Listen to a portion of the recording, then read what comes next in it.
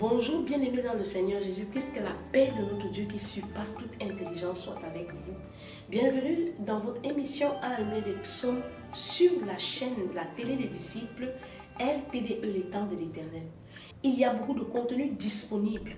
Il y a beaucoup de choses à regarder de nos jours sur les écrans de télé.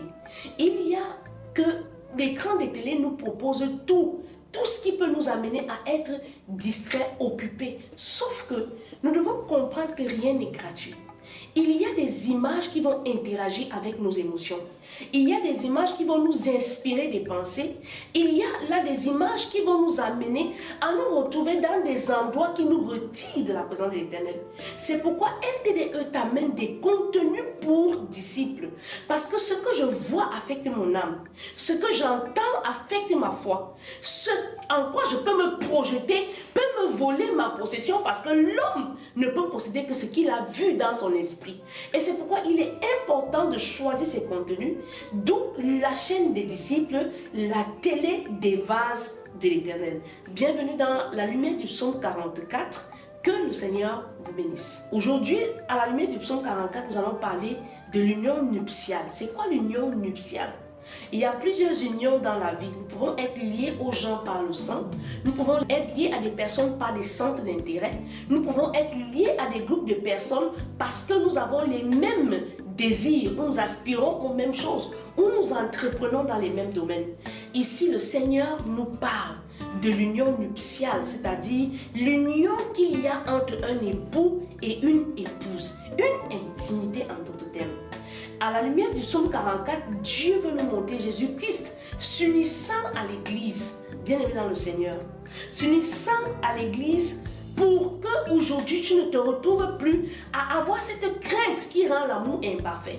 Que tu ne te retrouves plus à voir Dieu comme ce grand Seigneur dont tu es trop éloigné. Non, Dieu veut aller plus loin avec toi. Dieu veut devenir l'époux de ton âme. Dieu veut que dans l'intimité avec lui tu bannisses la peur, parce que la peur rend l'amour imparfait. Dieu veut que tu bannisses cette peur-là, que tu enlèves cette frustration, cette façon dont nous avons été déformés dans l'adoration de nos rois. Parce qu'en Afrique, nous avons des familles royales et la crainte s'est installée parce que c'est une relation où nous savons que le droit a le droit de vie et de mort sur ces sujets. Certes, Dieu a le droit de vie et de mort sur nos vies, mais plus que cela, dans l'humilité de son amour parfait, Dieu veut devenir l'époux de ton âme, car il est l'époux de l'Église. Donc, le témoignage des pères, à la lumière du psaume 44, nous parle de cette espérance vivante-là. Nous espérons en Dieu, en ce que nous avons vu Dieu rendre son témoignage à Jésus-Christ par la résurrection. Et nous avons dans le choix de Dieu et les desseins du Créateur de l'univers, la volonté parfaite de nous faire du bien. La Bible déclare que les plans que Dieu a pour nous, les projets qu'il a pour nous sont des projets de bonheur et non de malheur, pour nous donner un avenir et de l'espérance. Et c'est ça le caractère de l'époux. L'époux vient pour apporter une plus-value à l'épouse. L'époux ne vient pas pour devenir la terreur de l'épouse. L'époux vient pour amener de la joie, pour amener de la célébration dans la vie de l'épouse.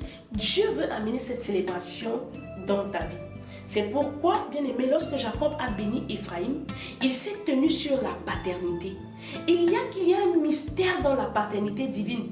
Il y a une alliance infaillible à laquelle Dieu ne se repentira pas.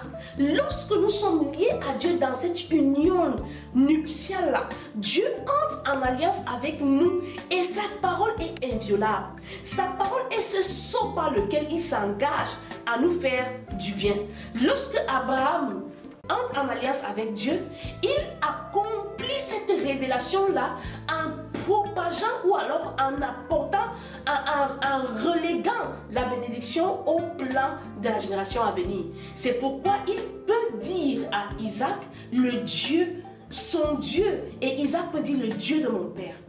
Et donc, Jacob qui est de cette même lignée dit, le Dieu de mon grand-père et le Dieu de mon père.